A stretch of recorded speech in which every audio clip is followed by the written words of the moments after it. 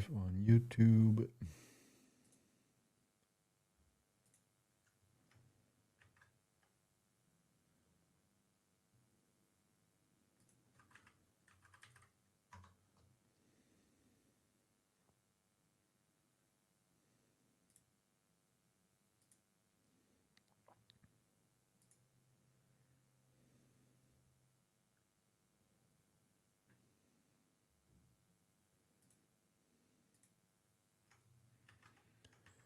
All right, I'm actually getting a bit faster at setting up the YouTube and streaming stuff. As with everything, you get faster with practice. So let me share my screen.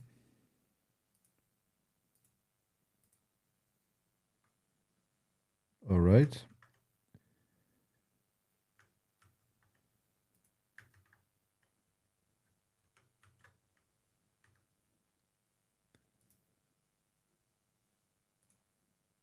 Ooh, wow, 22 people already. Looks like we have people tuning in. That's good. Could you please let me know in the chat if you can hear me all right and if you see my screen? That would be amazing. Let me pop the link in the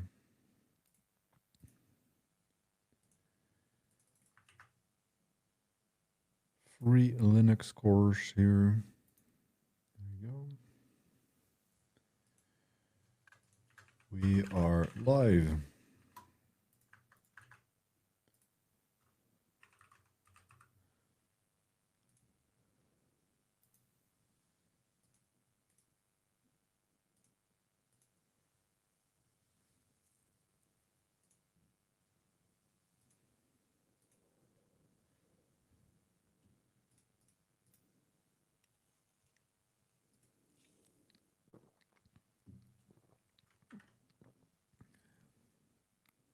Sound is okay and see your screen. Great. Thank you for confirming that. Oh, we have some people on Twitch as well. Hello there, Harsh. What are we doing today? Yes, so today we are, let me see, live Linux teaching. Last week we started on Vim. We were supposed to do Vim, but we went through what the importance of getting good at the command line. But we kind of ended at Vim. So this week we are going to go a little bit deeper into Vim. And I was supposed to think about these questions this week, but I've been really busy as I'm preparing to go for a nice little break week next week with the family. So I've been kind of working ahead. I do have a few ideas that I'll explain a little bit after after everybody has joined. But in short, we're going to be looking, deep diving into Vim and learning Vim today. Hey Maestro, a fellow Dutchman. Hey, hello. Goedemiddag. Hopelijk gaat alles goed. Are you going to do a video on Cilium and BGP anytime soon? Not anytime soon, I would say. Greetings from Ukraine. Hello, Vladislav. Greetings to you. May your country experience freedom from all of this suffering sooner than later. I really hope this war ends soon. I really feel for you people over there, and I wish you all the best.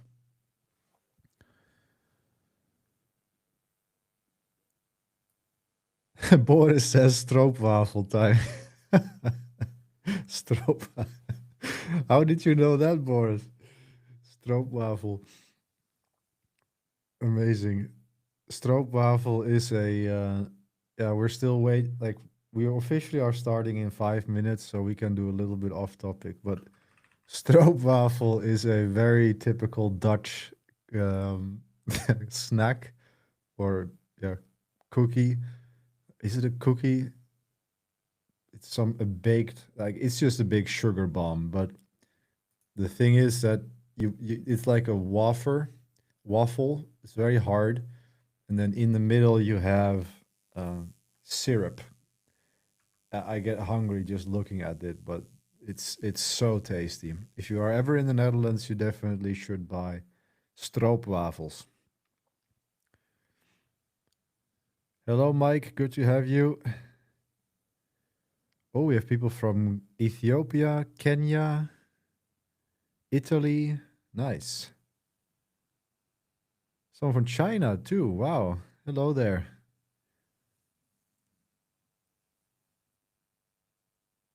Greetings from California.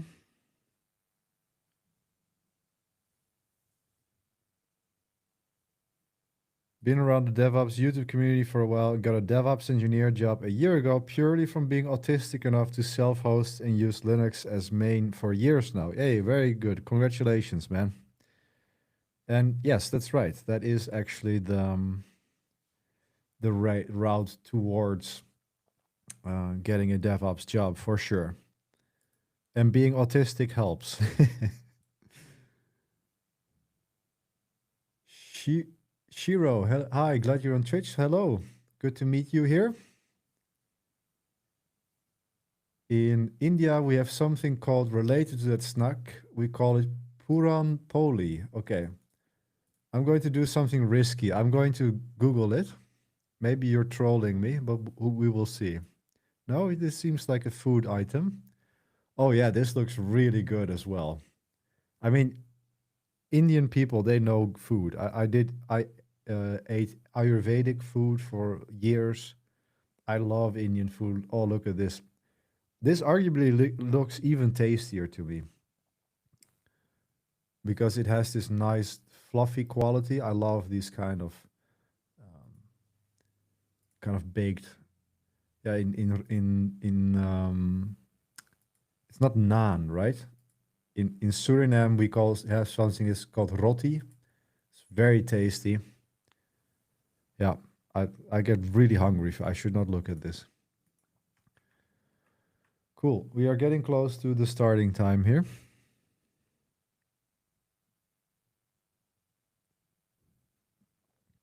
What browser is this? Yes, Vivaldi. Exactly. Chapati? Okay, chapati. Nice. Sweet lentil batter stuffed in the bread. Oh, really? Oh, that sounds so good. Basically a Maharashtrian dish. Very cool. Just never seen anyone use Vivaldi. Yeah, you will probably see me use tools that you don't see anyone else using during this stream, and that's fine. I like Vivaldi as a browser. I used to use, like, I really want Qt browser to work for me. I really tried to make this work. This is the real browser. This is the one to use. The only thing that's holding me back is the YubiKey support. I couldn't get this YubiKey to work with it properly. So I wanted a Chrome-based browser that is not Brave and not Chrome, obviously. So I ended up with Vivaldi. And Vivaldi is nice. Well, I like the name, first of all. Names are important to me, but it is an independently developed browser. It's based on Chrome, so you do get the Chrome plugins. And yeah, I mean, I haven't dug into how legit this company actually is, but they present themselves as a very private focused browser with no trackers. I haven't bothered to go too deep into it, but um, what I do know is that they make their money just like any other browser by having a default search engine in here. which is probably, I think it was Google, but I just simply changed that to Kagi, which is the browser, the search engine that I use. I pay for my search, and that's why I get really good results and no ads, which is amazing. And yeah, Vivaldi is basically right in the middle between all of these other ones. And if I wouldn't use Vivaldi, I would probably pick Zen browser. But I've been switching browsers so many times for the past years. I'm kind of tired of it. I kind of landed at Vivaldi, but Zen browser looks really good as well. Oh, oh wow. Okay, Zen browser is sponsored by Tuta. That is actually really interesting because I did a lot of research into which mail provider I wanted to use for my private email, and I ended up with Tuta, which is very private focused. So it's interesting that they are showing here that they're sponsoring this. That means a lot. And this is also free and open source. Damn it, I think I have to switch again.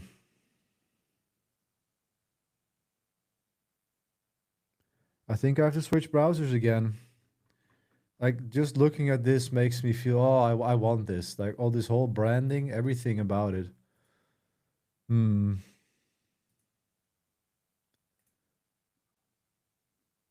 I'm sorry, I'm getting distracted, but let's just wait for people to come in and then we get to Vim. But since you guys asked about the browser, uh, why not Brave? Yeah, Brave.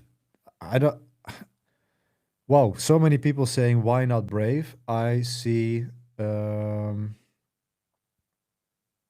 oh, hold on. Your channel has scheduled another live for today. Oh, cool. Thank you very much. I'm going to fix that right away. That happens sometimes. Let me see.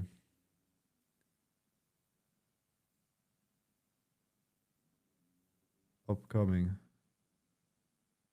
Oh, wow. Yeah. Look, it scheduled 3 of them. That's dumb. Okay. Delete forever. Thank you very much for letting me know about that. Good call.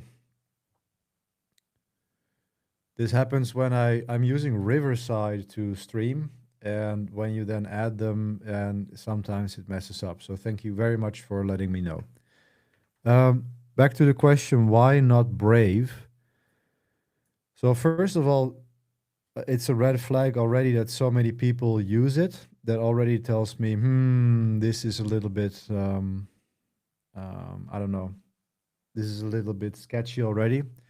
Then I remember they had something doing something with crypto. They had some kind of secret crypto mining with Brave and Brave browser.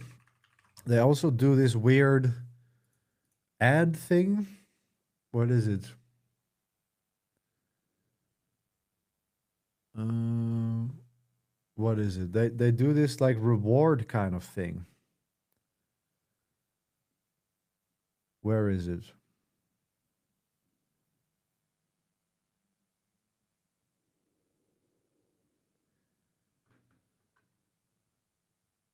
I don't remember. Maybe they don't even have it on the website anymore. But they used to have this kind of reward thing that by you could win points by browsing, and I mean there's only one person who is being exploited by that, and that is you, right? There is, even though they say they're so browser private, blah blah blah, if you have some sort of incentive to browse and earn rewards, you are sharing your data. So I'm not. I refuse to use that. But it's basically historically. Using Arch Linux Hyperline for over a year now. Learned so much. Linux best scripting. Very grateful to switch to Linux. Very good. Good to hear you.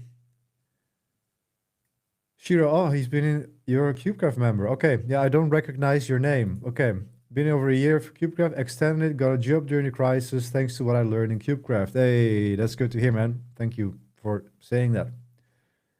That's where you land the jobs, guys. That's what KubeCraft is for.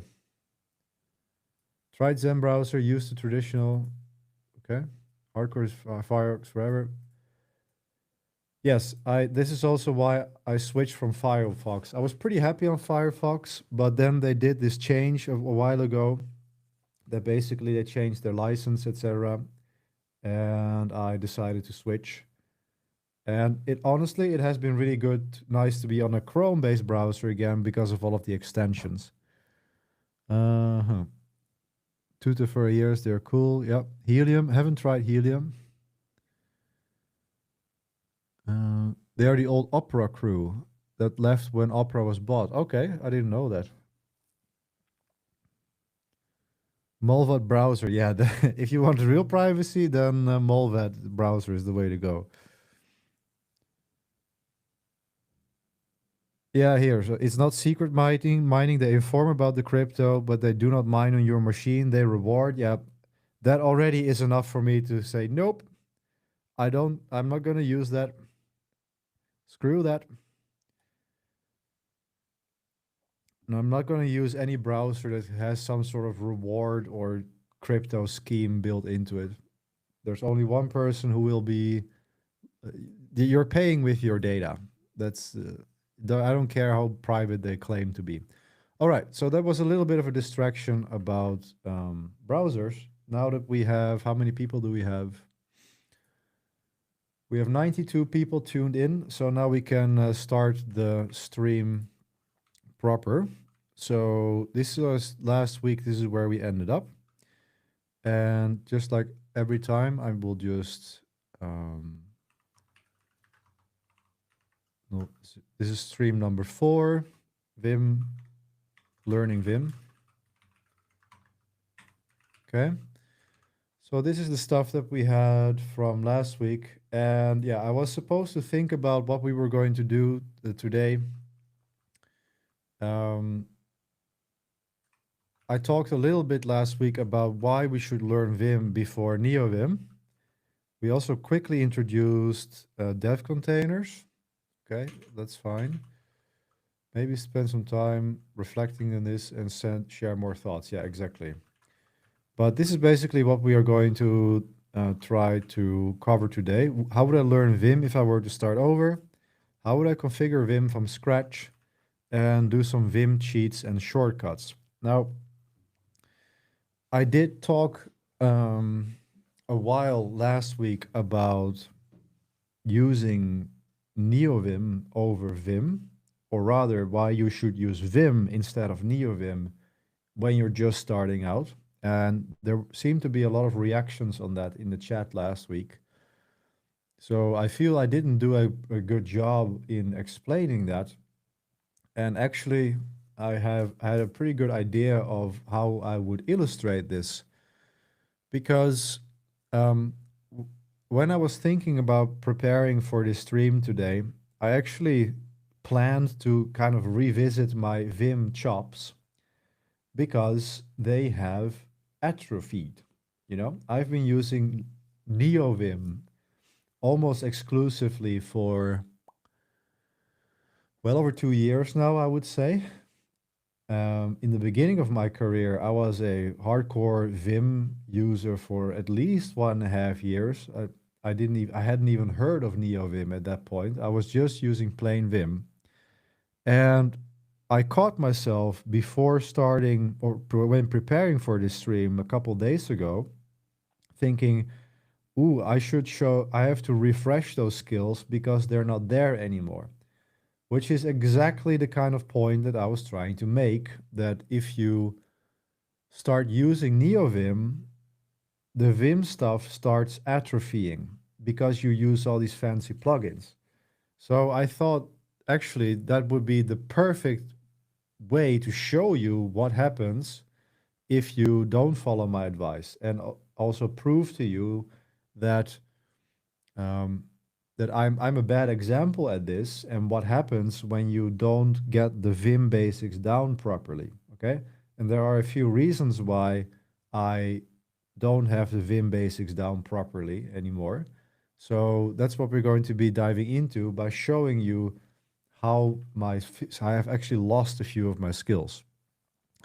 So does that sound good for everybody? Oh, I see. I see. We're still discussing browsers. Well, that's fine. Go ahead. Didn't even knew that more browser and Brave, Chrome, Opera exist. Learned something new again. Yes, you always learn something in my streams. You can be sure about that.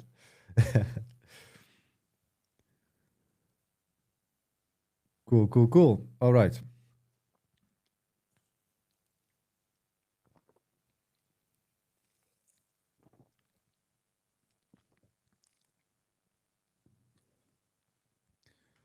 So, um, let's see. Oh, there's something I don't want to share. 1 second.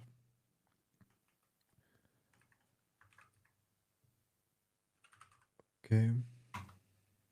Yeah, I have. When you're streaming, you always have to be very careful with what you have on the screen and what you don't have on the screen. And in this case, I had something in my terminal that I want to keep private, and that is now fixed. Screen. So you should see my screen again. Can you please confirm that you see my terminal now? Because then we can actually get going. This should be big enough. So this Kato, this is the Raspberry Pi that I'm using as my sort of playground test environment. It's actually the very same the environment that I created in the free Linux course. So anyone who doesn't know it yet, join the free Linux course. This is a free 8-hour course. It's exactly the same material that my paid students use. It's 8 hours of that material of the 70 hours that's there. I'm giving that away for free because I want everyone to, I want as many people in the world as possible to learn Linux. So you can go over there to learn Linux. So this is actually the same Raspberry Pi that I configured in that whole course. So that is just a fun fact that I haven't reset it or anything like that.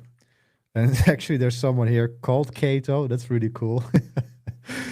Yeah, didn't even type anything, and your name is on the screen. Well, you're the honorary guest here today. Yeah, cool, cool, cool.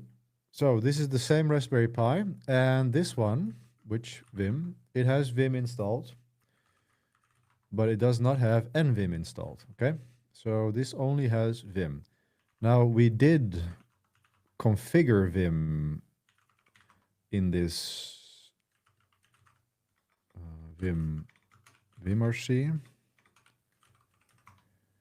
We did a little bit of configuration in Vim when we did the course, but it is very basic. All we did was a little bit of syntax highlighting. We did some plugin indent, so some indentation, ignore case, and when we jump to the latest position when we're opening a file. So when we have a file with code in it, then let's see, vim test.py. Yeah, then we configured it. Like I'm now at this line, hello. And if I then reopen this, I'm still at that same line, whereas the default behavior is that it would open on the first line. Okay, so that is the Linux environment that we're working in. This is just plain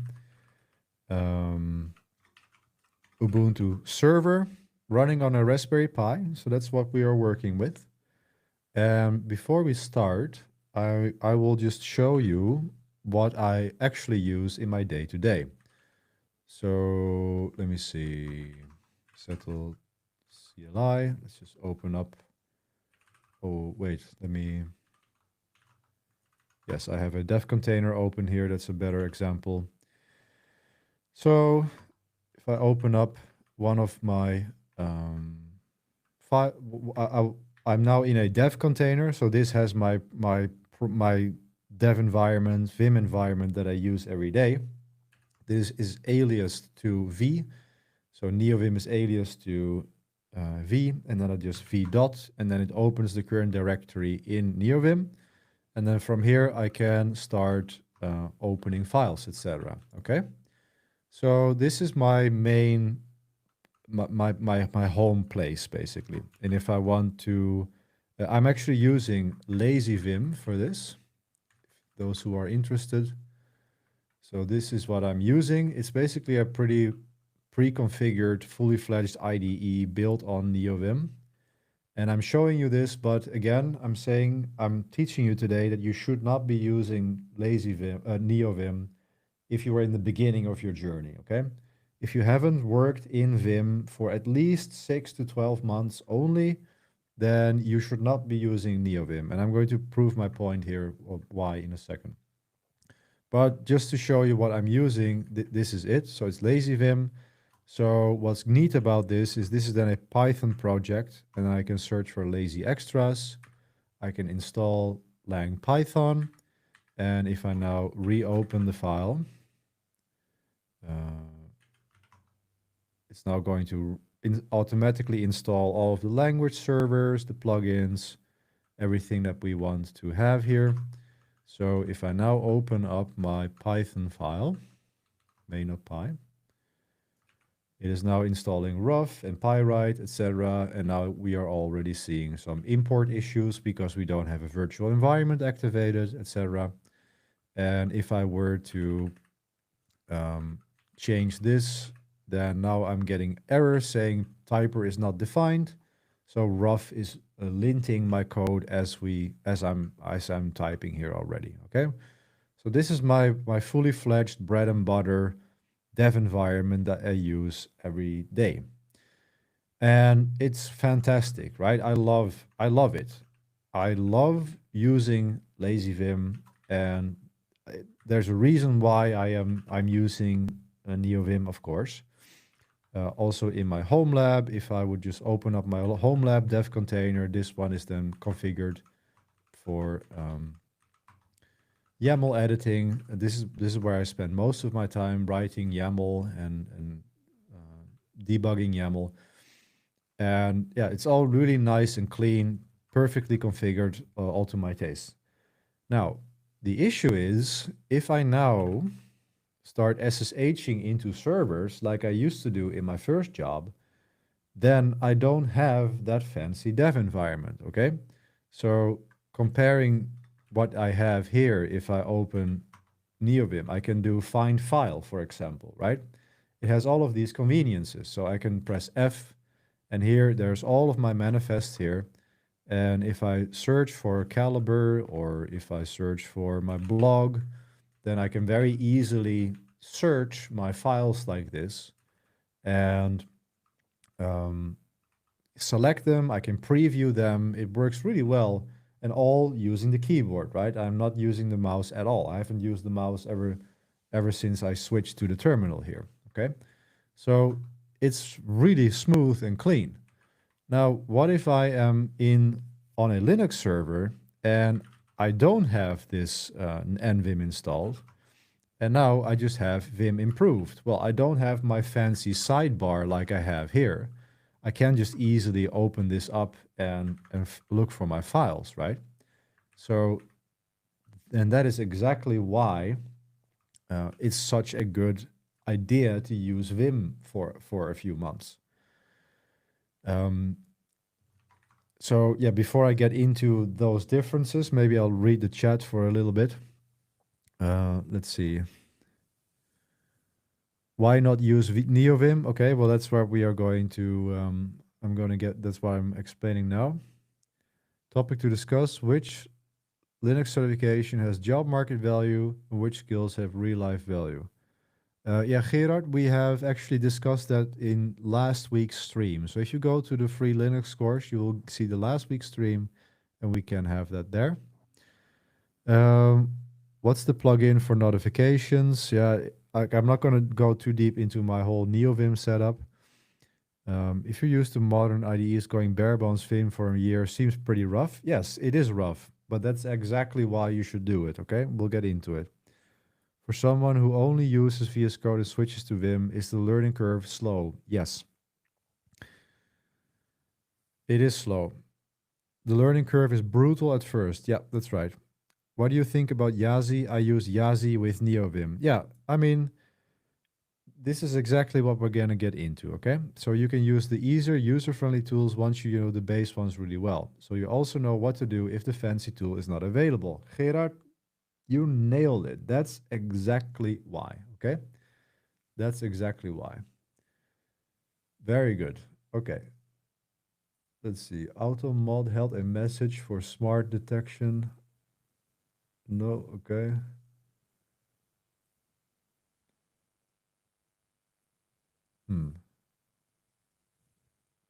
This can be denied.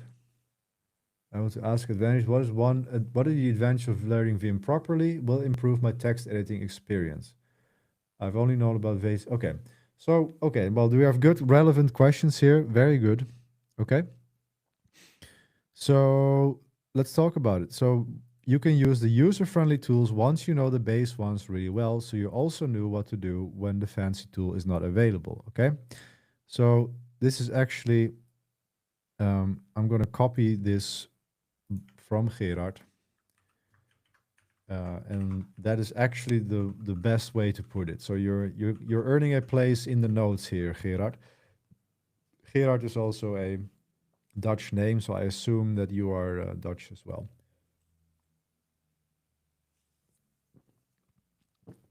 The reason why I tell you to do Vim for at least your first year is exactly that reason. So here I have my fancy schmancy file tree that I can use to open my files, right?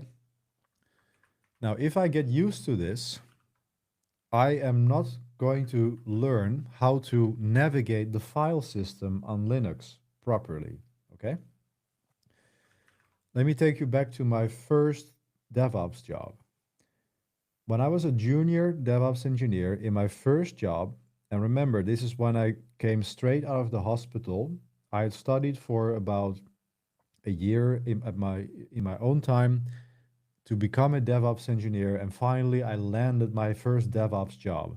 So this is my first ever tech job. I had no relative tech experience at all, okay? And I was working in an environment where I was supposed to be a junior DevOps engineer. And yes, it was a good environment. We were running Jenkins, so there were CI/CD happening. We were using self-hosted GitLab. We were self-hosted Jenkins too. We were using Docker containers. So in that sense, it was a DevOps environment, but it was already quite legacy DevOps, right?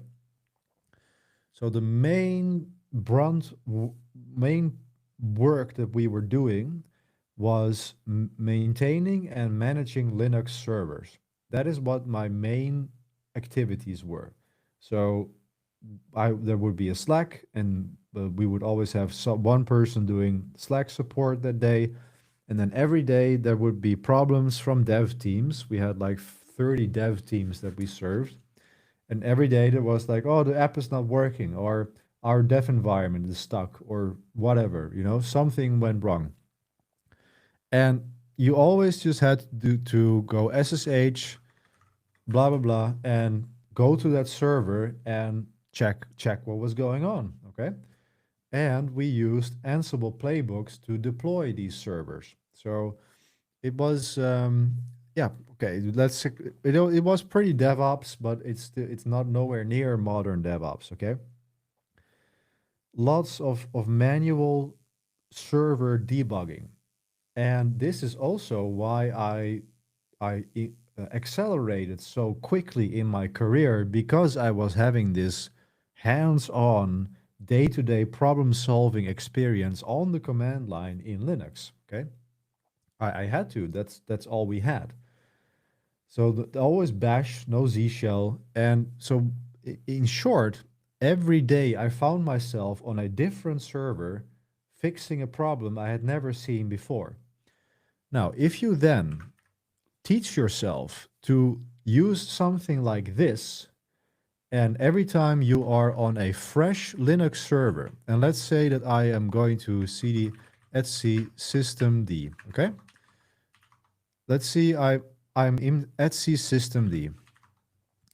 I have a bunch of configuration files here. If I do this on my normal machine, etc systemd, cd user, the structure is a little bit different.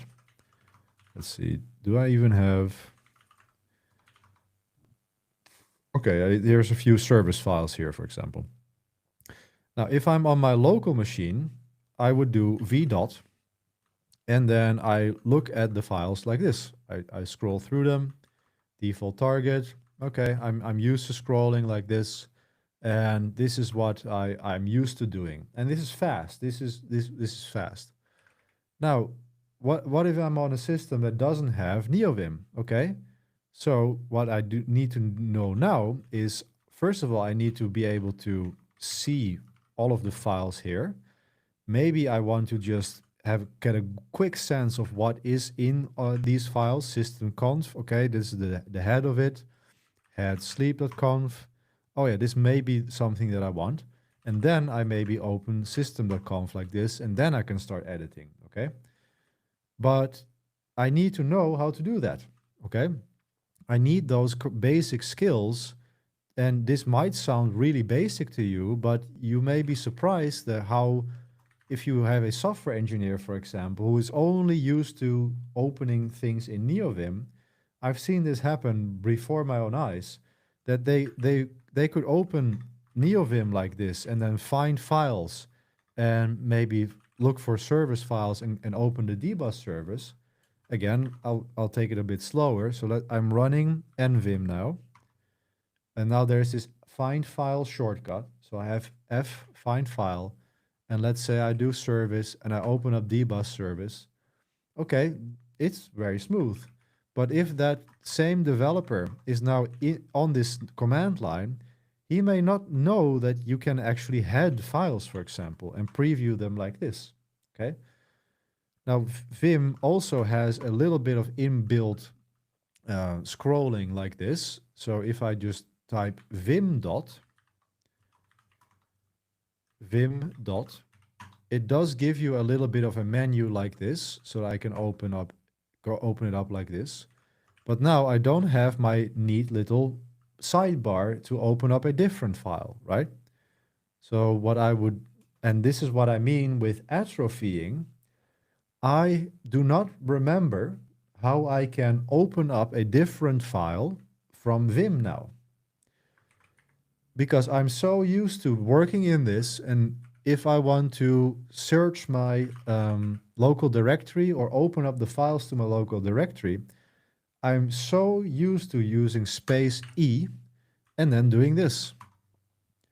That is how I open files in this directory right now. And I mean, I was a Vim wizard, but after 2 years of just using Neovim, I do not remember how I can open a file in the same directory without closing Vim anymore. And I'm ashamed. And this is the stuff that I was going to practice before doing this stream. And I thought, you know what, this is actually really, this is a good example of why you should not use Neovim as a beginner. Because I forgot how to do it. And I have a particularly bad memory. Like I need to be using, this is why I have all of these crazy note-taking systems, etc. So this is maybe a me thing, but this is one real practical example of how do I open the file from my local directory without closing Vim. I honestly, I think maybe it's E. Yeah, okay, so apparently I still know it. I did E, but this was just a lucky guess. Like seriously, that was the first thing that I thought about, but E, when I was thinking about it yesterday, I didn't actually know how to do it, okay? So apparently I still know it, but this is just a case in point of how important it is to practice these skills, you know? So let's see. Do people have any opinions on this right now? Um, I start using Lunar Vim, realized 5 years inactivity. Okay. Yeah, happy with Barebone Vim. That's right. If your angle is never about SSHing into servers, your dev env, you just build stuff for your own terms, then that point doesn't hold up on its own too well. Yes, that's right. But that's not the people I'm talking to here. I'm talking to people who want to become DevOps engineers. And let me tell you, a DevOps engineer will find himself on Linux servers in all sorts of situations. If you're just a comfy software engineer running on your own laptop all the time, this does not apply. But I'm not talking to you. I'm talking to people who want to become DevOps engineers, infrastructure engineers. One of my teachers was using Vim, got very jealous because he was so fast and efficient with his moves. Took me 3 weeks of hard work and pain to be comfortable with moving around. Yes, exactly. That's actually exactly the way to do it. Very good.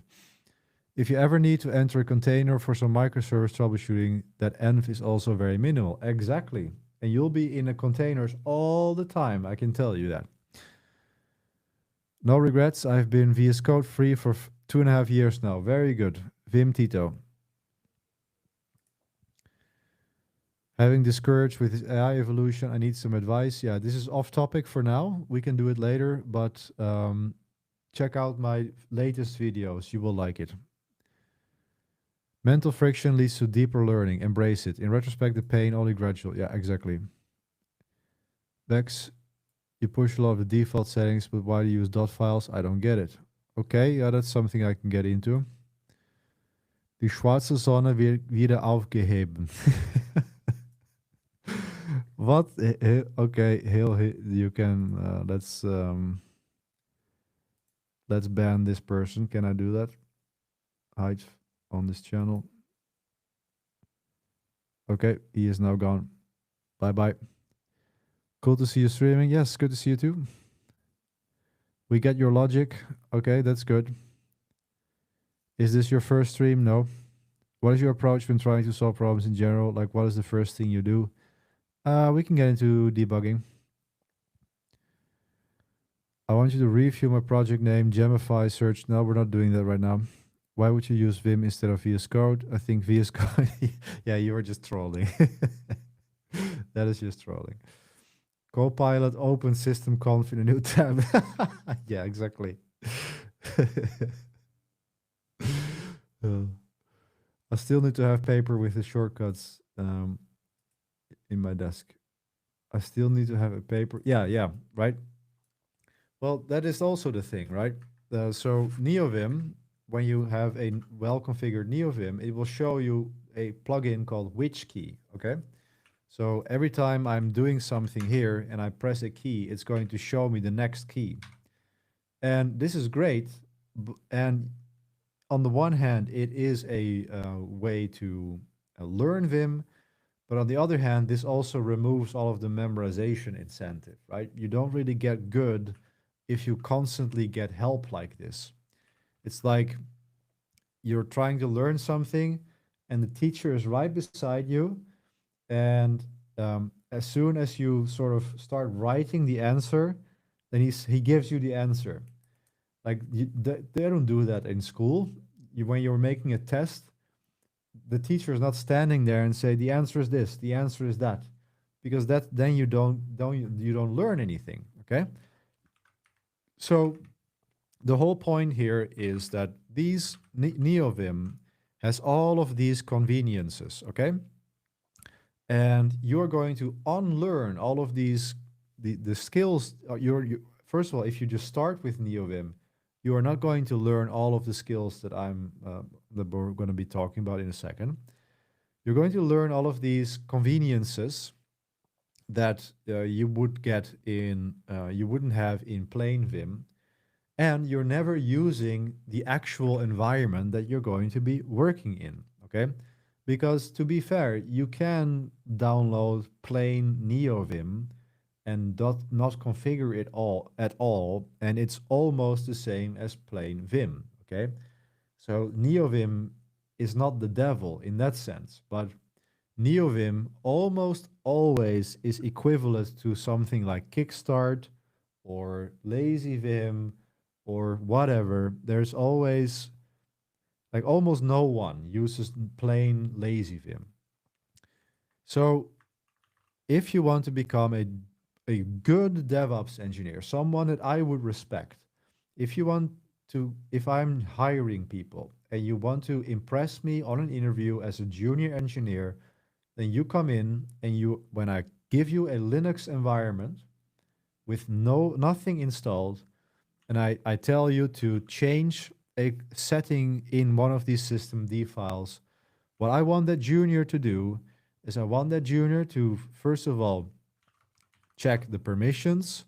Oh, this is actually owned by root, so I will need to switch to root first. And then that person would open sleep.conf.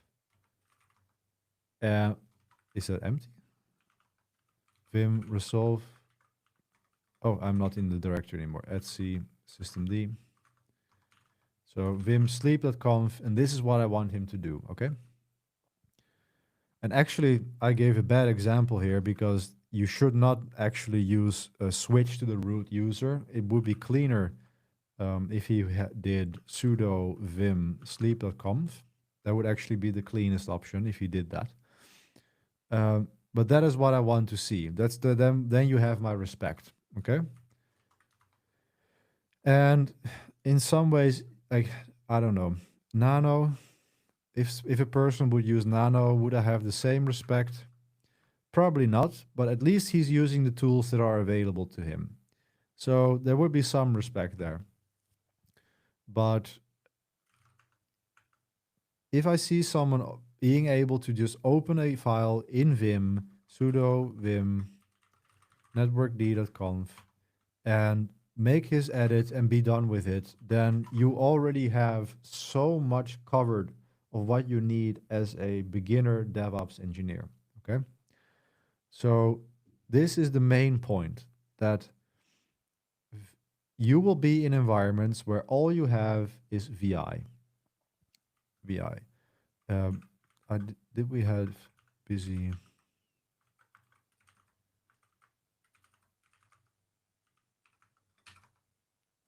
Yeah. So all we have in these most environments is BusyBox. QA is not implemented. Oh, here we go. Okay. So back to the chat. I have Neovim, I rebuke you. Yeah, exactly. Notepad++ is on Linux now, right? Is that the case? I don't know. Also note there are a million Vim options, but you also find on your most use common keyboards. You don't need to remember all the upper and lowercase. No, exactly. You don't need to do everything. I love this. Okay, cool. I expect Junior to do mistake. True. Any respect for Nano Banana? Lots of respect for Nano Banana. I use micro. How do you navigate? How do you navigate so fast vertically? Feels so much faster. Or do you spam the key or hold? No? What do you mean? You're probably referring to Control D. So let's see. If I have a big file, let's see, sudo journal ctl b0. If I have a big file like this, if you press Control D, then you scroll down a full screen, okay? Control U, you scroll up a screen. That is probably what you mean. Control D, Control U. So I'm actually opening journal CTL, but it's the same shortcut if I were to open timesyncd.conf, Control D. Yeah, but I'm not holding down the keys at all or anything like that. It's Control D, Control U. Will person give more respect for you if you use slash to search and jump to keyword? Yes, that's exactly the kind of stuff that will give more respect, especially when opening man pages, right? If someone opens man systemd, and if he then goes to /timer and he is able to go NN or Shift N, then I know, okay, this person knows his way around the command line. If he does it like that. If he does man systemd and he's then going to use the arrow keys to go down like this and to read, then I know this person has not practiced a lot, or he didn't have a good mentor, like I was very fortunate to have. But if I see him go GG to the top /swap and he's able at swap right away, and then it's like man 5 systemd dot swap, then okay, this person knows how it works. This person is able to find any information that he needs on any Linux server in the world. Okay? That's the level that we're going for, people. That's the level that you learn when you become my student. Because I learned this from really good mentors. I didn't figure all of this out on my own. I had really good mentors who trained me, and I always asked them for more and please make me the best engineer that I can be. And this is how I became, and I'm teaching it to you guys.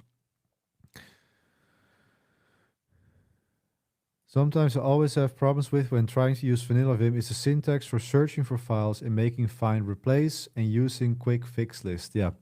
Yeah. Well, yeah, search replace is one thing. So definitely, if we open up vim sleep.conf, so let's see if I still got it. %s, and let's search for allow, and let's change that to hello GC. Yes, it's now asking me for confirmation. So yes, yes, yes, yes. So I'm still able to do it, right? So this is actually just sed syntax. So the % means you take the whole buffer. So what we have open here is a Vim buffer. Take the whole buffer and then search for the word allow, replace it with hello, do it globally, but ask for my confirmation. Okay. If I now do hello back to allow G, then it's just going to change everything. Okay. If I do %s systemd and change that with the goat G, then we see etsy the goat analyze cat, etc. This is what he means with the search and replace syntax. Being able to do this is from the command line without thinking is going to save you so much time when you're configuring configuration files. Like I've seen people copying a file like this to their local machine, opening it up with Notepad or whatever bullshit they were using to open files, and then do their thing and upload it back to the server. I mean, then you're just not going to make it. I'm sorry, but you're not going to make it. I don't care if you know Kubernetes, if you know Jenkins blindly, if you can deploy huge cloud environments. If you cannot do this from memory, like search and replace in Vim, then I'm sorry, but you are not the engineer that I would respect. All I have is a 6th edition Learning VI book from 1998. Well, that's really cool. 1998. Slash is like Control F on desktop apps. Yes, in some ways. Yes. Yeah. Which keyboard do you use? We talked about that in the last live stream. Any recommendations to remember commands? Any cheat sheet plugins for shortcuts? Well, the first advice here is no, don't use cheat sheet plugins. The only way to remember commands is to, first of all, just use it, okay? Use Vim, and then when you run into a problem, you write it down, like either in your note-taking system, but I strongly recommend I strongly recommend that you keep a paper or a digital file where you, well, today you have learned, okay, let's write down some lessons here. Okay. So um am I going to write all of this out? No, I'm not going to write the whole rant out on why you should learn Neovim. People are saying message received. Okay, that's good. I think we've belabored that point enough then. So lessons. So tip: when learning a new shortcut or when you solve a problem in Vim, write it down in a dedicated note in your note-taking system or a paper notebook that you keep near your workstation. Okay, so in short, create your own cheat sheet. That is the point. Create your own cheat sheet. That is the point. And actually, for good measure, I should be opening this in my Zettelkasten. So VF learning Vim. Okay. Okay. So now we're doing it properly here. Okay. Create your own cheat sheet. That is the goal. That is the point. Create your own cheat sheet. And actually, in my note-taking system, do I have... Oh, this is cool. Vim. Here, Vim motions. Okay, look at this. This is an actual note from my note-taking system.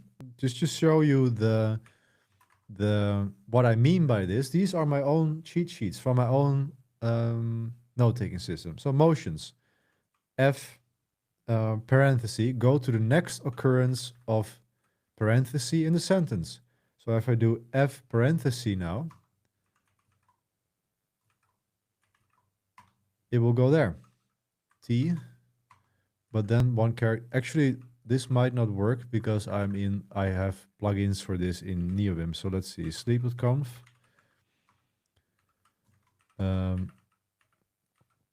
So hello parenthesis, hello parenthesis.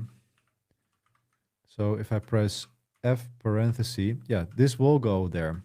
So again, you see that my lazy Vim bullshit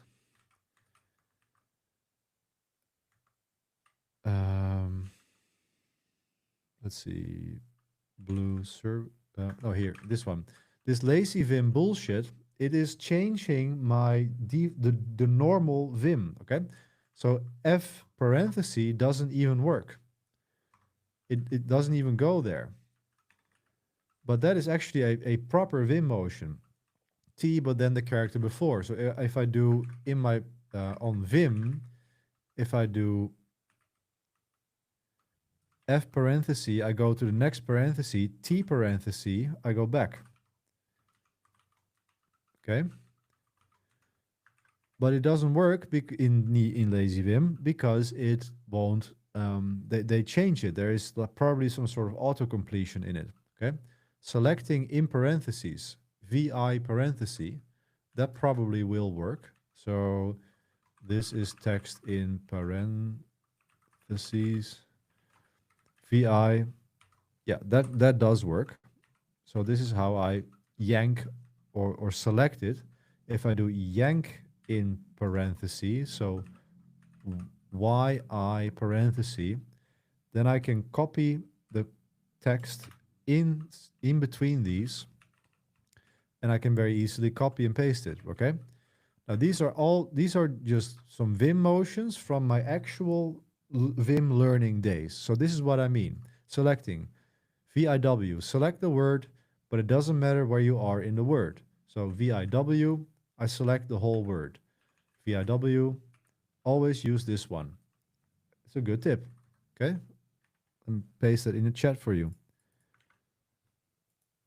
VIW, select the word, but it doesn't matter. So this is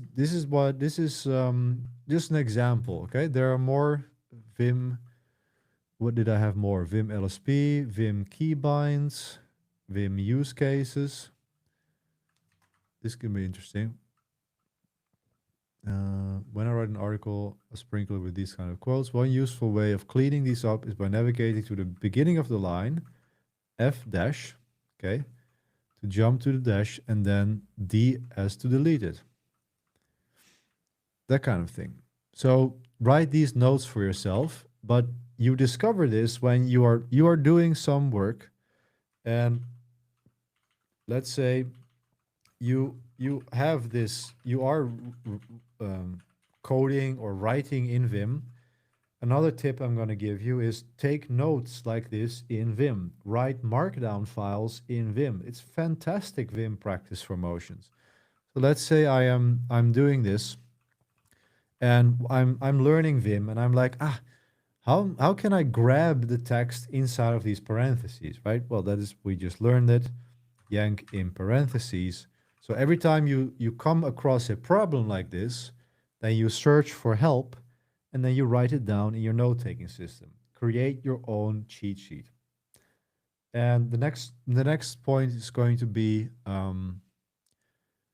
finding help for Vim. That's going to be the next point. Was it in the last stream to know the keyboard? Yeah, the stream recordings are available in the free Linux course. So if you go here to the free Linux course, go there, sign up. You get a free 8-hour Linux course with Vim basics and everything, learning Linux from scratch. And then in the classroom, there are the live stream recordings. But the keyboard that I use is the ultimate hacking keyboard. This is the one that I use. It's amazing, amazing machine. It feels like a freaking tank with the typing on that. Okay. So the next topic is finding help in Vim. Okay. Make your own cheat sheets. Yep. I end up using WQ in LibreOffice. Am I broken? You are. That is exactly the place where you want to be. Very good. Is Confluence good enough to use it as a note-taking system? No. Use Obsidian. I set up on my computer the same way, so notes follow me wherever I work. Very good. Keyboards, ultimate hack. Yeah, exactly. Practice with Vim Tutor. That's right. That is how you learn Vim. When you want to edit code, different machines. Okay. So, wow, we got 122 people watching.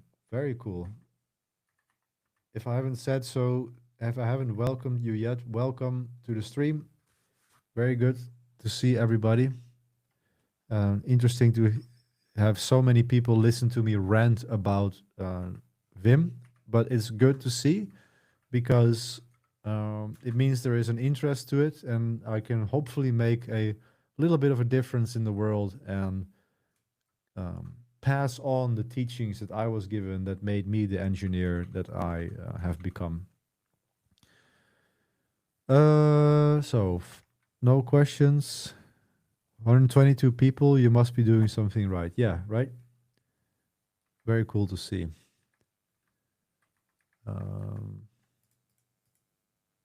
Very cool to see. Actually, do I see that here? How can we see that? Studio.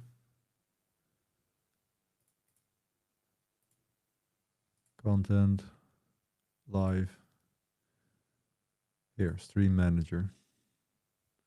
Yeah, 111 concurrent viewers. That's insane. That's super cool. Very cool. Welcome everybody. How much do we have on Twitch? Analytics. Like I have no followers on Twitch, like almost none. But do we see stream manager? Oh, we have 4 viewers on Twitch. Hello, everyone on Twitch. 4 viewers. Very cool.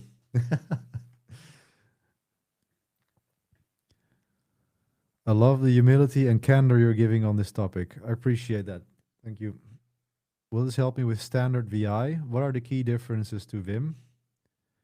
That's a good point. Do you have any tips to separate notes between work and personal life? Yeah, that we're getting into note taking. That's not the topic of this stream. Use Chrome with a few extensions. Okay, yeah, let's not get too distracted here. Um, okay, real quick, VI versus Vim. VI versus Vim. And then we're going to go to finding help, which is a very important topic. 5 followers now here. Hello, Twitch Power. Yeah. Hello, everyone on Twitch. Really cool. You are really helping me out here by supporting a small Twitch streamer. Thank you so much. I appreciate it. It's funny that I have so many people on YouTube and then a few on Twitch, but I'm happy it's actually getting a little bit more every week. So yeah, super cool to see. Welcome everyone from Twitch and YouTube, everybody. Okay, so all right. Thought VI these days is almost always a symlink to Vim. So that is a very good point. So earlier you saw me opening VI, but I ran something weird. I did BusyBox VI. Okay. Now why on earth did I do that? So I've already given it away, but if we do which Vim or which VI, it says user bin VI, okay? Wow. User bin VI. That means that we are running VI, right? Because the shell is telling me this is where VI is located. Well, if we do lsl user bin VI, then we will see that it's actually a symlink to etc alternatives VI. So what would be the symlink to that? lsl etc alternatives VI user bin vim basic. Okay. This is actually so, I love this. Like, this is why I love Linux. Okay. Everything that you can do or see on Linux, you can always list it and figure out what the origin is and where it's located. Like, if you are like quasi, yeah, if you are, I don't know, what do you call it? Well, if you're obsessed about order and knowing the truth behind things, then Linux is the operating system you should be in. Like, this is the reason why, okay? So ls etc alternatives, just that name, right? Like, these are all the alternatives that I have on my system. I mean, I love it so much. I can just literally see what are all the alternatives that are currently installed on my system. So lsl etc alternatives nc. It's actually bin nc openbsd. So it's the openbsd version of netcat. Love it, you know? So that is why, that is when I run VI on my system here, let's go back to etc systemd. If I open up VI in my system here, I might be thinking, oh, I'm in VI right now. I'm VI, I'm hardcore, but actually what I have open is Vim, okay? Because it's symlinked to VI. So what's the difference between VI and Vim? Well, man VI, actually also, oh, that's interesting. When I do man VI, it's actually opening the Vim man page. So even I don't even have the man page of VI here. Even that is symlinked. But here in the man page of Vim, notably, it says Vim is VI improved. Okay, that's where the word Vim comes from, VI. And VI is one of the old school editors. Okay, and actually we saw here in the alternatives, we saw something called editor here, right? So there's an an alternative for editor, and I think that is ed. So ls l etc alternatives editor.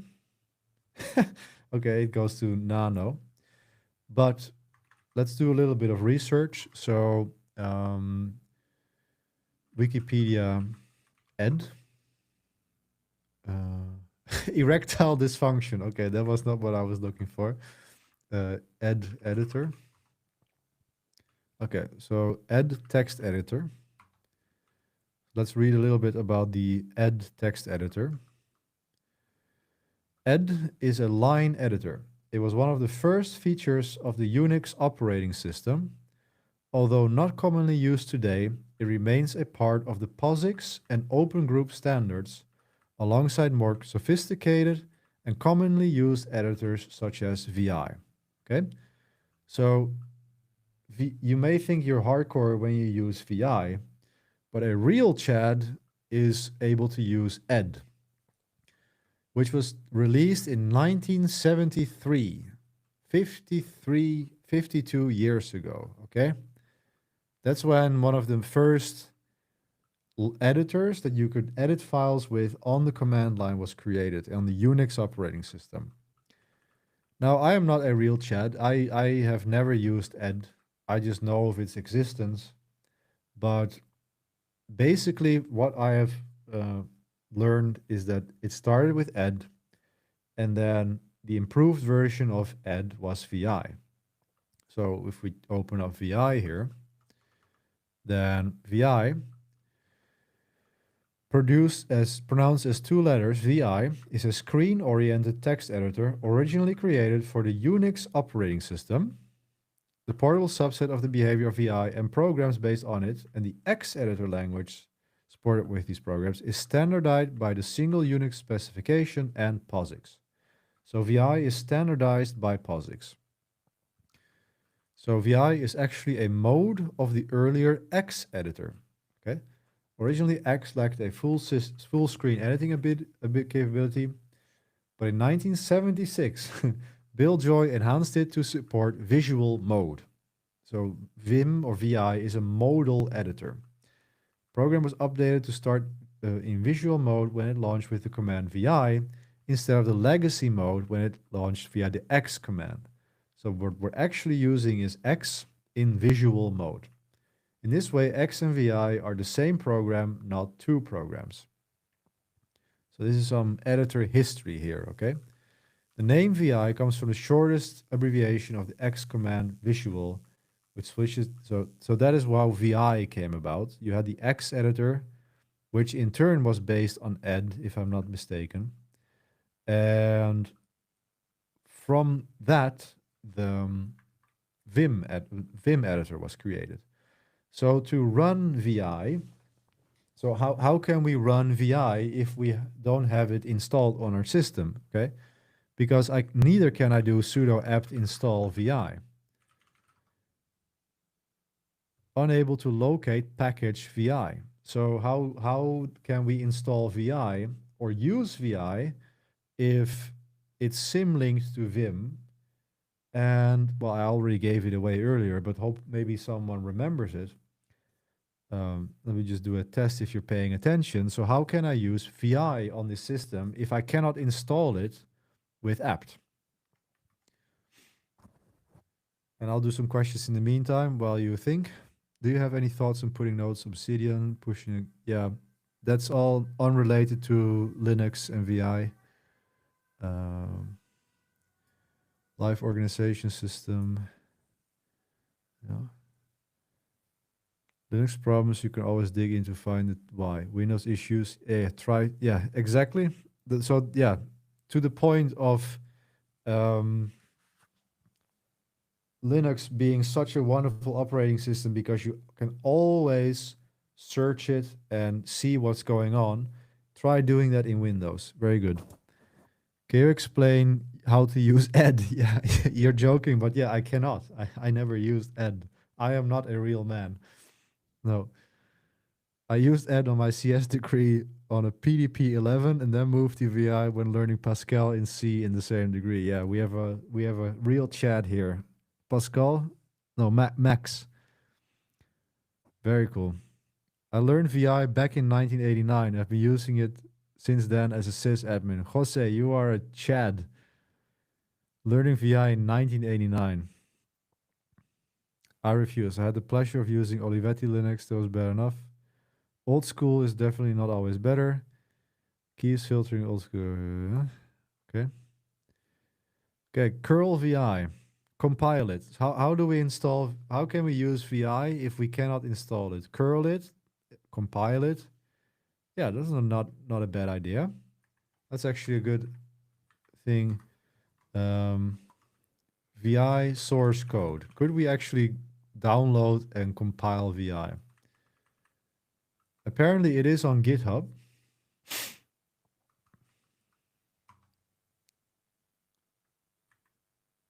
Okay, I can't open that from my terminal text browser. VI source code. Traditional VI. Is there any Vim source archive? VI open source project.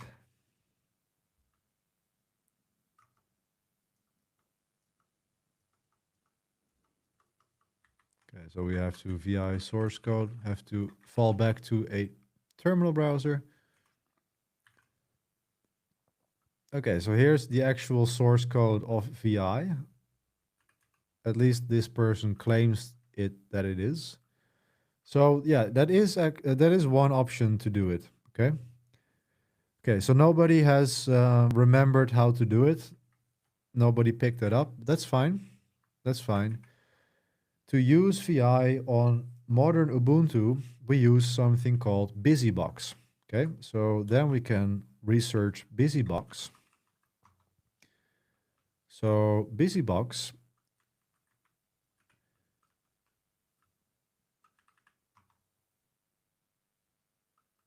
let me see, does this have about BusyBox? Life without systemd. Oh my god. Let's see. BusyBox, the Swiss Army knife of embedded Linux. BusyBox combines tiny versions of many common Unix utilities into a single small executable. It provides replacements for most of the utilities you usually find in GNU file utils, shell utils, etc. Utilities in BusyBox generally have fewer options than their full-featured GNU cousins, but the options are included are they provide the expected functionality. So BusyBox is basically a single binary. Is it a binary? Yeah, in a single small executable. Okay, so which BusyBox is one executable? So lsl user bin BusyBox. It is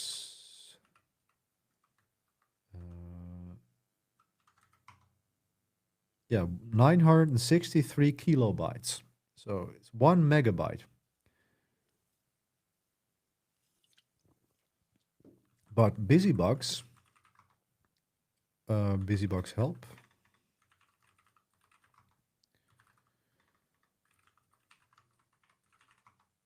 Yeah, okay. So BusyBox contains all of these functions, okay?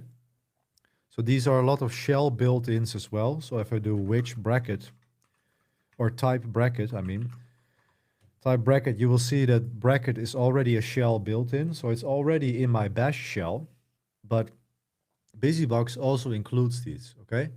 So we have bracket, bracket, bracket. We have arp, ash, awk, bc. So we could calculate cp, ls, lzcat, art, sleep, shred, swap on, swap off, all sorts of utilities, GNU built-ins, shell built-ins that you would want to have on the command line, including VI. Now, the reason why BusyBox exists is, for example, if you are in a container, and if I do podman run it alpine, which Alpine does include VI, But does it include Netcat, which NC? It does include it. So, okay, Alpine probably has BusyBox included then. But the point is that if you are on a system with some of these, that you need some of these built-ins and they're not there for some reason, then you can just sudo apt install BusyBox.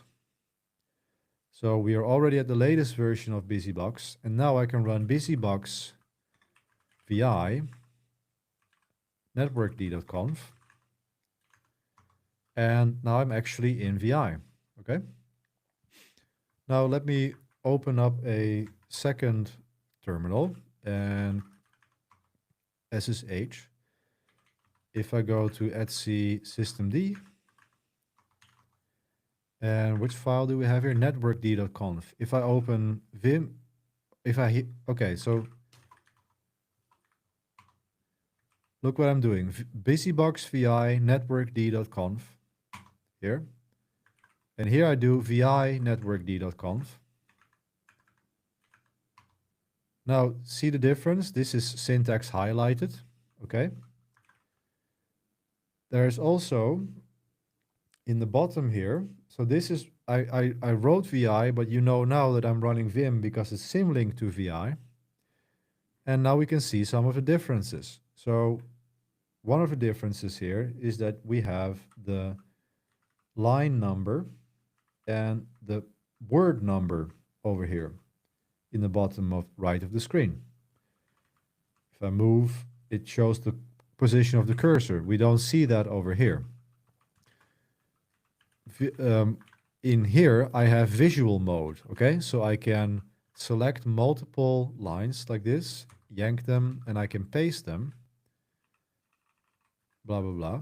I cannot do that by doing this, okay? V is not implemented. I can yank a full line, but if I want to yank 5 lines, I have to do Y5Y and then paste. And then I can yank and paste 5 lines if I want to, for example. Let's say I want to duplicate this. So I do yank, for yank, paste. Paste here. So then now I have duplicated this little paragraph. Maybe I can do YAP. Yeah, exactly. Okay. So visual mode is not, visual selection is not implemented here. Now, when I switch between normal mode that I'm in, it will show this dash on the bottom here.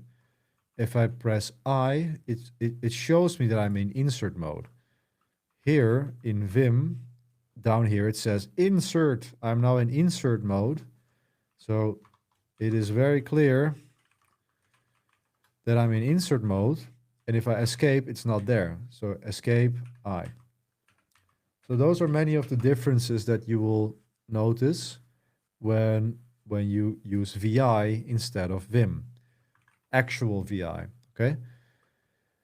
And when I want to quit, if I do QA exclamation mark, it says QA is not implemented, which means QA means quit all. So if I have multiple buffers, okay, so QA, I always do QA exclamation mark. If I open vim pstore.conf, sleep.conf, and system.conf, now I have different buffers open. So if I quit this one, then there are 2 more files to edit.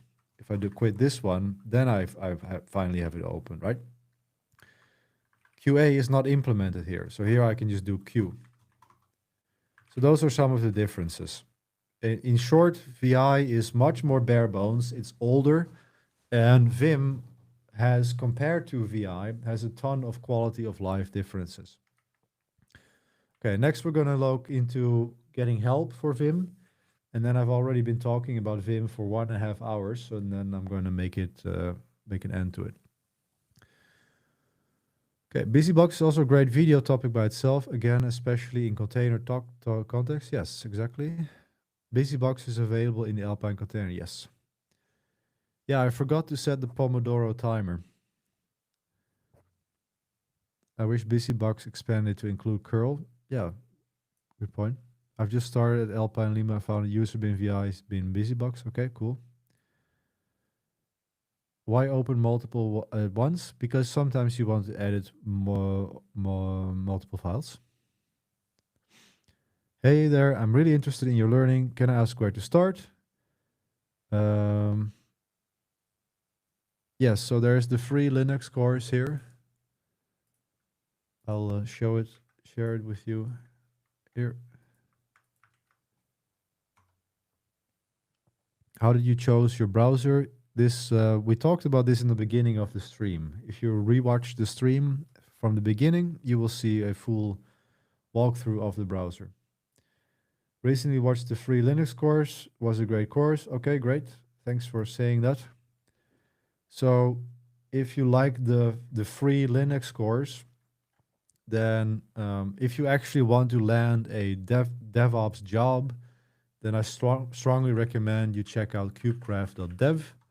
So if you like my teaching, go here, and this is where I help people land DevOps jobs. You can watch the interviews with all of the people that I have helped. These are real interviews with real people, and we land jobs about once a week. So you can see here that even Pedro, 6 days ago, he got the job. He was he used to work in restaurants, and he joined the KubeCraft community. I coached him. He did all of the courses that we have here. We have the full, like there's over 70 hours of content here, including all of my note-taking systems. So some people were asking about note-taking systems. Some people were asking about Kubernetes. So I teach you from zero to full-fledged Kubernetes engineer. You have everything you need inside of this. So if you want to go beyond Linux and actually land a 6-figure tech job, then go to kubecraft.dev. That is where you should go if you want to learn more about that. Cool. Then we go to finding help in Vim. And this is one of the other things that I had prepared today for. This is another example of how my Vim skills have atrophied. And maybe people don't know what I mean by that, but atrophy is when you have a person and he becomes he has to stay in bed for some reason. He has a traffic accident or something. Then this person is not using his muscles anymore. Let's say he becomes paralyzed from the neck down and he cannot use his muscles. Well, if you don't use your muscles, then your body is slowly going to reduce those muscles because it doesn't need them anymore. So why should it use all of this energy to keep those muscles on your body?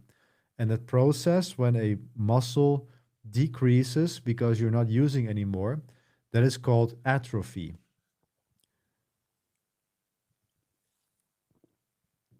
Now, because I've been using Neovim for so long, these actual Vim skills that you should be learning and that I teach in the free course, those skills are atrophying, okay?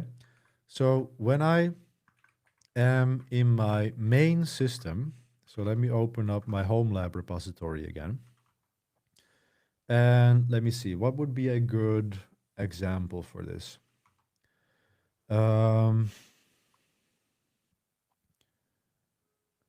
Well, we were talking about buffers just now, okay? So if I want to learn about buffers in the Vim help, in Lazy Vim, there is this really neat shortcut that's called space SH, and now I can search the Vim help.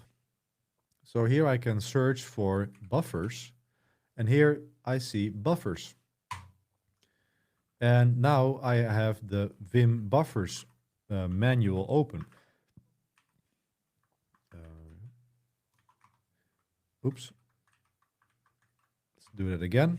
So I'm in Lazy Vim, space SH, and I search for buffers. And now I have the Vim reference manual open, buffers. Now I don't remember how I can open this in Vim. I was trying to remember it today and I couldn't do it. I was like, how do I search the Vim help? No clue. No clue because I'm so used to space sh. And now I have this neat interface, and obviously this is more efficient. This is beautiful. This is a great way of finding what you need. Windows or the Neovim help is actually freaking amazing. So Lua, it has a full programming guide on how to write Lua, right? Baked into your editor. SH, Lua API, Lua aux. All of the Lua functions that Neovim uses is all documented in here. But also tabs. So this is just a normal Vim function, tabs.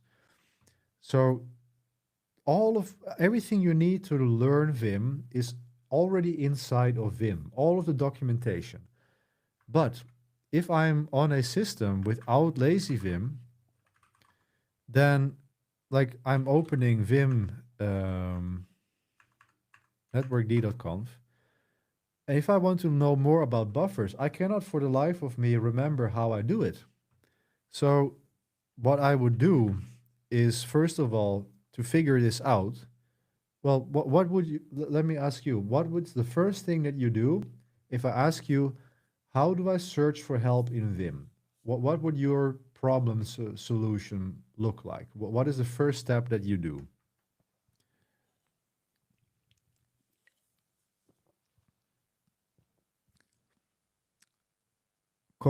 :H. Yeah, that is probably it. Okay, so we have some answers. :H, that is probably the answer. But man Vim, very good. So 0x cameraman has paid attention to my teachings. Man Vim / help, very good. We have some we have some exemplary, like all new people who are trying to land a job. These are the answers that the chads will give. Okay, this is the answer that if you come to an interview and I ask you how do you find this information, I'm not necessarily looking for the right answer. I'm looking for what is your search process going to be. So if you are coming into the interview and you say, oh, I will type it into ChatGPT, like I can't say an instant disqualification, but it is an instant disqualification, okay? Someone who, if I ask a junior engineer or someone who wants to come and land a job, and I ask him, how would you find this information? He says, man, Vim. It's like, you know what you're talking about. You probably had a good mentor. So, man, Vim. And then, as we said, /help. Let's see. There are a lot of enhancements above VI, command line, online help, C:help VI diff.txt. Okay? So now we have a hint where it says :help. Is that actually the right word? The colon, is that a colon? Yeah, okay, this is a colon and this is a semicolon, I believe. But let me just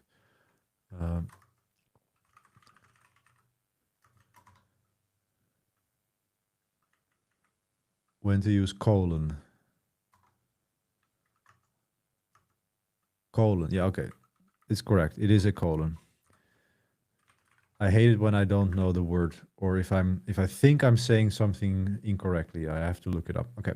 So while running Vim, a lot of help can be obtained from the online help system with the command help command. See the online help section below. Okay. So again, I could have searched this on the internet, like go here, how do I get help in Vim? Okay. Well, this actually shows me the actual Vim documentation. But how to find Vim doc help, blah, blah, blah. Okay, you can look for internet, but you have everything you need right here. You don't need to go to some other browser and then, oh, suddenly I'm on Reddit and suddenly, oh, I see another interesting topic here and boom, 2 hours are gone, right? You can get all of this information right from the command line. Okay, so there is a section with more help. So let's go and see if we can find that section. See help GUI init. Online help. Okay, so the man page for Vim tells us how we can get help. Type help in Vim to get started. Type help subject to get help on a specific subject. For example, help ZZ. Use tab and Control D to complete subjects. Okay, tags are present. And all documentation files can be viewed in this way. For example, help syntax.txt. Okay, so we are actually going to keep this open for a second. And I'm going to exit here. And let me just split this. SSH Cato.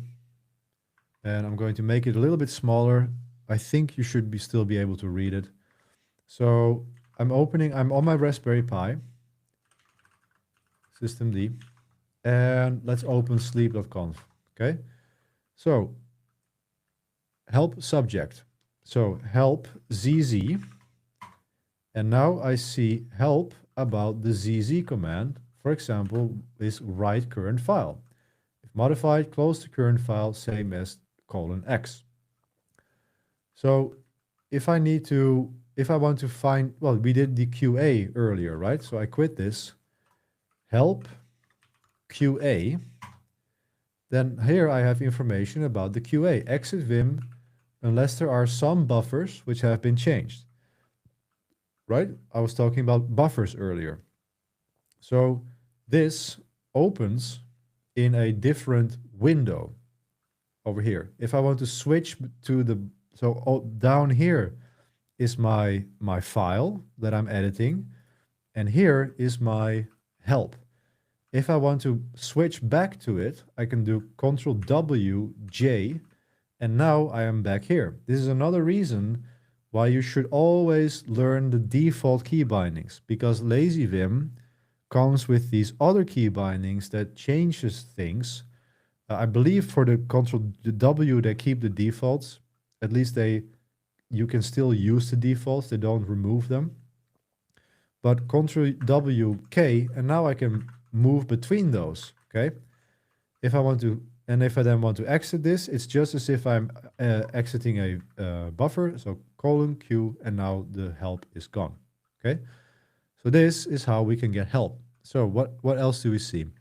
Get help for the ZZ command. Use tab and Control D to complete the subjects. So if I type help, and if I then do BU, then I can tab through all sorts of things related to buffer. Bun, okay, bun, help, buff number. Now I get a information about a function. So if I need help with Windows, help win or window, and it will complete it for me. So this is a really useful way of seeing that you are in the right direction. It's not exactly searching, but at least I can start writing something. If I want to have help about tabs, I can write help TA and then tab and help tab. Oh, that's probably useful. Tab, okay. Help tabs. Tab. Okay. So you get the point. Next, there is a section about sort of hyperlinks in text, C:help, okay? So let's learn about that. I know what they mean, but let's do :help. And this is actually the documentation about the help, okay? So man Vim has pointed us in the right direction by saying there is the help command in Vim. So now we can close this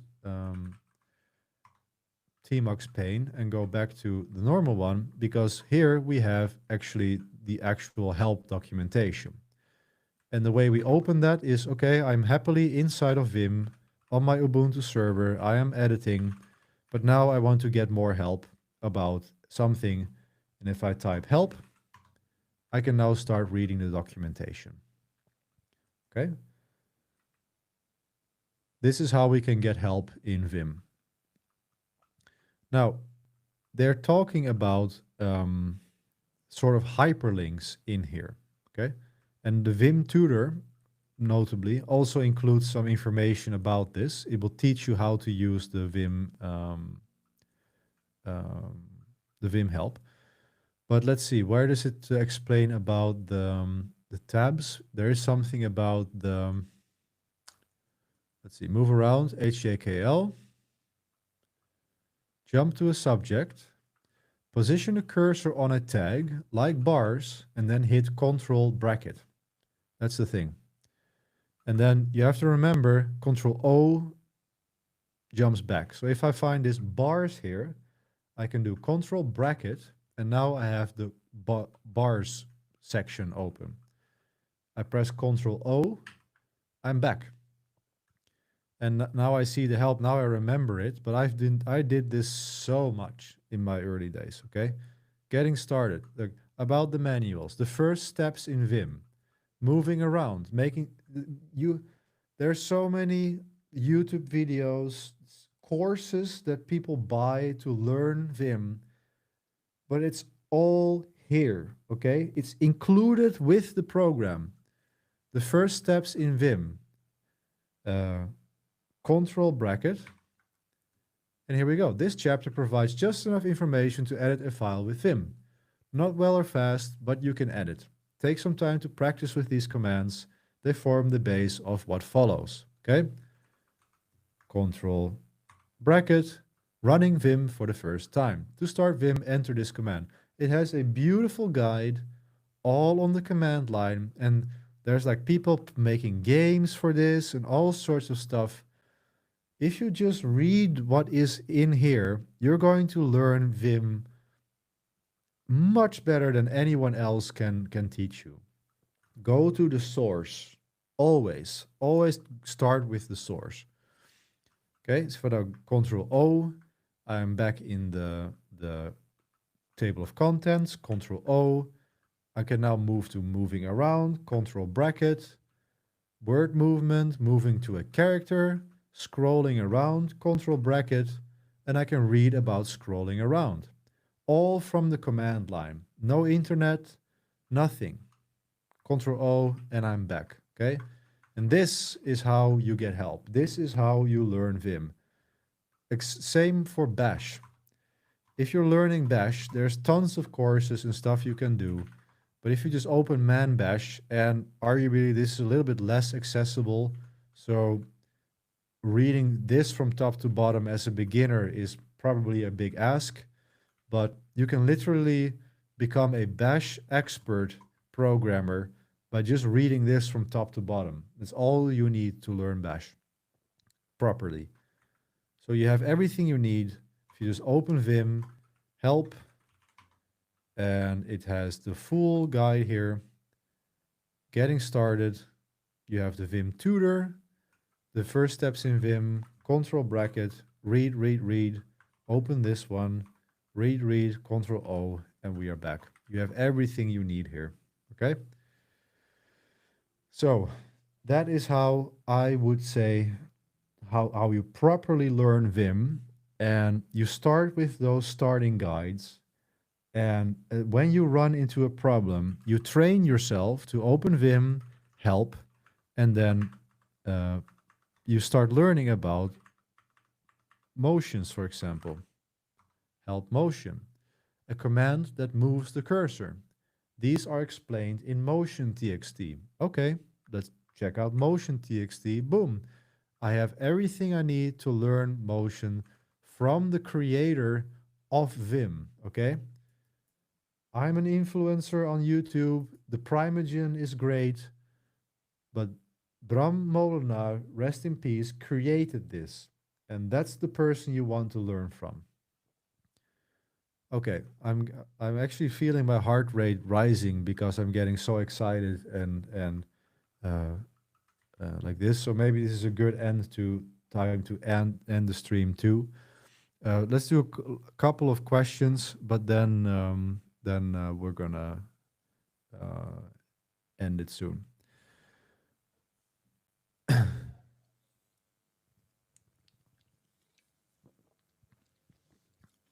Why Vim? Why Vim over Nano? Uh, it's a superior editing experience, and also Vim is Nano is not always installed, but VI is always installed.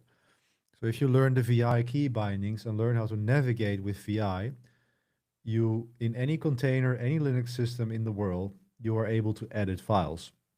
And also, I have a plugin in the browser, for example, and I can navigate my browser with Vim key bindings, okay? FAK, and I can scroll around with my Vim key bindings like this. So you will find that in many programs and many systems, if you try the Vim key bindings, that it will work. So it's not just the program, but it's also the navigation shortcuts that you just internalize that you can use in many different places. Assume you are offline when you need info. Man, that is a tweet there. Holy smokes, that is good. Assume you are on off. I'm going to copy that. You also have a place in the notes today. Where was it? Mundo Tazo. You have a deserved a place in today's notes. Okay. Why won't here? Assume you are offline when you need info. That's a tweet right there. That's powerful, man. Assume you are offline when you need info. That is the rule. Man and help is all you need in 80% of cases. If you learn to solve your problems by defaulting to man and help, you are going to become a senior engineer so much faster than anyone else starting out right now. Side note on people mispronouncing things, that's a sign they read about something but never heard it spoken out loud, so you would laugh at someone who self-develops. Yes, yeah, that's right. Info is good too for docs. Yeah, that's true. I just learned about TLDR last week. Super helpful. Yeah. You can use on the command line man info and command dash dash help. TLDR is not always installed. Yeah, exactly. So TLDR is great, but it's again something you have to install, right? So TLDR is a what is it? TLDR Linux. The TLDR pages. So this is simplified and community-driven man pages. So although I like it in some sense, but here, the most mature client is the Python one, which you can easily install with pipx. Okay, so now you're already assuming that I have pipx installed, which already is quite a chore already. Like you cannot assume that it's there. So although TLDR is a good thing, let's see what do they have about Vim. Yeah, well, this is not helpful. Like this is, it is the bare minimum, but no, yeah, just no, no, just use the man pages. Just like this exists because people are watching too many shorts on social media, and they can't even have the concentration to read a man page or to simply learn how to search inside of them. Okay. So if you learn how to search in man pages, you don't need TLDR. always go to the source. Like the ls, if you do man ls, you see here that this, oops, is written by Richard Stallman. Okay? So the man page for ls is written by the author Richard Stallman. So Richard Stallman himself wrote this. He wrote the program and he wrote the man page. So the the person who knows most about in the world about this particular program is the person who wrote it. And if he also writes the documentation, then you know that you have the source documentation, okay? Ooh, okay. TLDR, just you can. These help options are also very important for exams for IT certs. Exactly. Okay. So Gerard, this is actually. Thank you for reminding me. That is maybe a um, missing in this whole explanation that I did. So yeah, I've been saying this is how you become a good engineer. But actually, what this prepares you for as well is these kinds of certifications. Okay, so if you come to KubeCraft and if you want to actually become a DevOps engineer, right? What we help you do is first you build real job ready DevOps experience. So you build the full DevOps stack from Linux to CI/CD to cloud to Kubernetes. You build the whole stack, but you learn it in a way that prepares you for these exams. That's why we have Home Lab OS, because then you build your own infrastructure where you build your own projects so that you can practice for these exams. And those are, for example, the CKA exam. The Certified Kubernetes Administrator exam. This is super hard, and they literally give you a Linux environment with nothing, almost nothing installed. All you have is tmux and Vim, and yeah, go fix these Kubernetes clusters, deploy this application, upgrade this Kubernetes cluster to the latest version. And if you are not able to have multiple files open, to search for help in the documentation that is available on the system when you run into a problem, you can Google there, you can ask ChatGPT, or in a coding interview, right? When people want to stress test you, and they're putting you in a situation where you are expected to code from memory or solve uh, Linux issues from memory, they won't allow you internet or ChatGPT. You have to learn how to get this information from the command line. That's why I'm repeating myself so much. But if there's anything you take away from this is how you do it, okay? And maybe I'm boring and I'm not as sexy as the Primogen and those guys, but this is actually how you become a good engineer, an infrastructure engineer.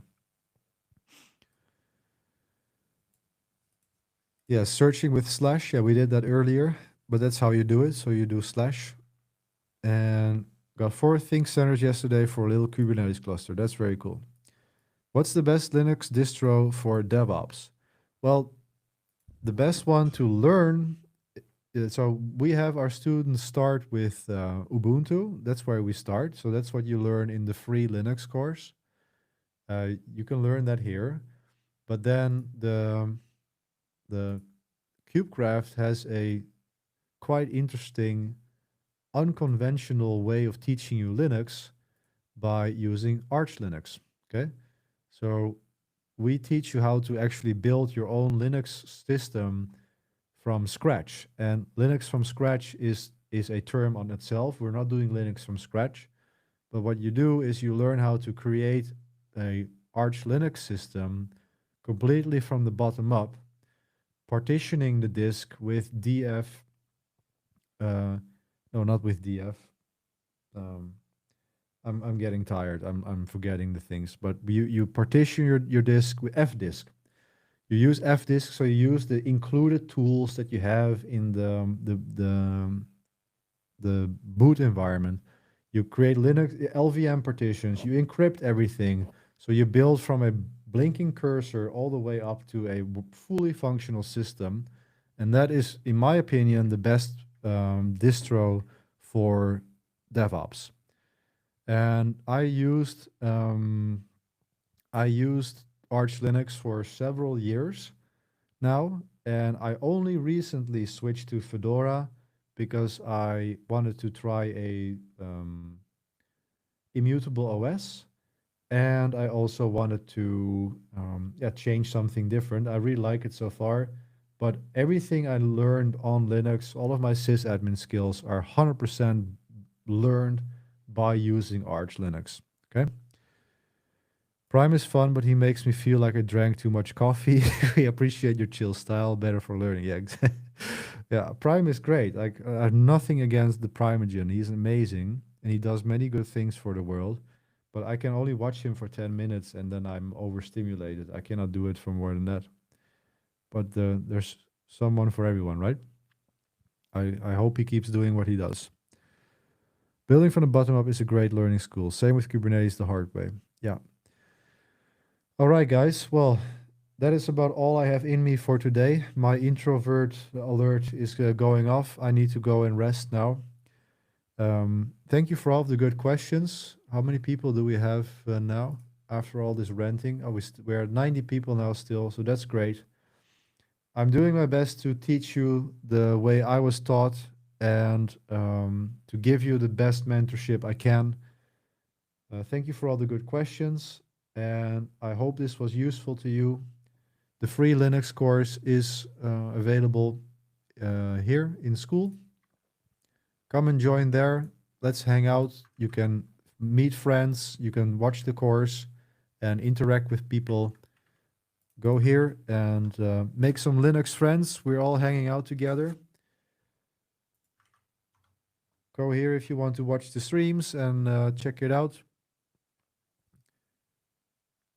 Good to have everybody, and I wish you all a good rest of your Sunday. Bye, guys. Oh, next week I am on a trip, so there won't be a stream next week, but the week after that I am back again.